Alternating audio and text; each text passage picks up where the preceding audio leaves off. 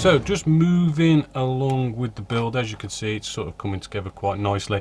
We do have these mirrors just here. Now I have locked them down in the down position. You do have two choices to have them up or down. I would highly recommend that you have them down like this, only because, you know, as you can see, they're really sort of flimsy bits of plastic, and every time I've built an armored vehicle, you put these mirrors on, they're always the first thing to break. No matter what armored vehicle it is, they always break off. You're constantly gluing them on. So this kit did have the option where they do have them down, so I've gone with that, so I know they're not going to break. Then we move along to a bit more photo etch. Now we come to some bending, right?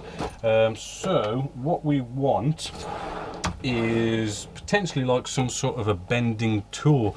For a nice easy bend like this, Tamiya does do their bending pliers, the mini one, and they've got the normal one. They are a bit expensive. They do kind of retail at around about £20. Very sort of expensive really. I'm not going to use these, just to show you a sort of cheaper way of doing it, which is plain and simply we can come along with some tweezers like we've just been using. This is what we are using just here. I'm going to have to probably bring you in quite close for this one, but here is our bit of photo etch, and what it wants us to do is put a bend in this. Now the tweezers are good because it's just all about, again, sandwiching the photo etch so as we don't bend it, right? So we can sandwich it, and what we want to do, we want to line up. You'll see these little notches in there. Hopefully you might be able to see those two little notches, and that's where we're going to make the bend. So you want to bring our tweezers or photo etch bending tools right up to where that notch is, nice and perfect, and we can just with our finger just bend that nicely. This bend here wants to be about a 90-degree bend like so. The second one isn't quite clear on what type of a bend it is. It's kind of just a little bit of a bend, right? So we just want to sort of give it a bit of a touch, just to give it that little bit of a bend, because it really isn't that much. So because of that, we do need to sort of do some test fitting and make sure that the bend is how we want it. So I'm going to actually use the tweezers sort of place it in. You'll see there's a little notch just there, so we want to place that into there, and then it should fit onto this little ridge just here, and we should see it fit nicely. So that little bend is just right, and then what we're going to do is plain and simply come along with some super glue, which for this I'm actually going to dip the photo etch in this instance, right? So a bit of super glue just on any sort of little palette just here, right? And then what I'm going to do, getting a cocktail stick, I'm going to put a little bit of super glue right where we need it to be this side, but for that little bit just there, I'm going to have to work really quick now. Where's my bit of photo etch gone? There it is. I'm just going to go off, and I'm now going to actually get our bit of photo etch just here, and I'm going to actually sort of like scrape it in, just get a nice bit of super glue just on the end of that photo etch, and then we've got to sort of place this down nice and quick, get it exactly where we want it, pretty sort of quick and straight away, right before it starts to dry on us. A little bit of a press down, and there we go. That bit of photo etch is down. I'm just going to hold that, maybe blow, and just hold that for a bit until it's nicely glued in place. And there we go, a really cool bit of photo etch just to set that off nicely. We're now going to move along with the exhaust vents just on here. As you can see, I've already done just one. It's a really cool bit of photo etch which really sort of sets it off.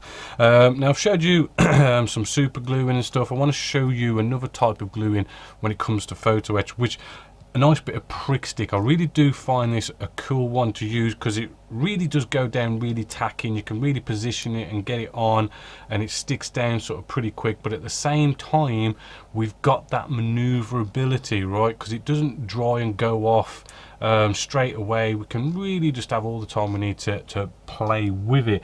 So what we're going to do just here is I've got our little cutting mat here that we use for cutting the photo etch. I'm just going to get out a little bit of Tamiya masking tape, right? This is only because I just want to keep our cutting mat nice and clean. Now I'm using the cutting mat specifically because, you know, again, when using photo etch, right, you want to keep your photo etch nice and flat, right? You don't want to be pressing down on it on something that's, you know, even these cutting mats, I mean, you know, they are quite hard, but you know, we want it to be nice and solid. We don't want to get any kinks or bends in it at all, and that's what this cutting mat's good for. And I'm just putting some masking tape down just so as we don't basically ruin the mat when we place on our prick stick. So we just open this up. I like to get out, say, a cocktail stick, right? Because this applicator of just blobbing it down, you know, it can get kind of messy. So I like to get a little cocktail stick, and I'll just sort of scrape a little bit of this onto our cocktail stick like so. Right, and then what you want to do is just sort of spread it nice, as neatly as you can, sort of all the way around the edge. You know, I mean, we do have all this grill pattern that's just here. We don't really want to get it on this because you are going to, you know, see that come through. So just all the way around nice and neatly. So we've got that gone all the way around, maybe not as neat as I'd like it, but we can tidy this up so we can get our two pieces of photo etch now and basically glue them together. Maybe lay this down, line it up just like so, and then what we can do is get out cotton wool bud, so any sort of nasty bits that may have gotten on that grill a bit, which there are a little bit just here and there. So bring you in a little bit closer. What we can do, make your cotton wool bud a little bit moist, and we can simply clean up any nasty areas just like I've done there, and basically go all the way around. Just make sure it is nicely lined up all around, which it is, and then just clean that up, right? And then plain and simply what you want to do is take this piece, right, turn it upside down, repeat the process of applying that prick stick, and then we lay it down on here. We'll glue it down like so, and then we'll get our cotton wool bud, right, and mop up any nasty bits of oozed prick stick that shouldn't be there, like so, and it just glues it on rather nicely.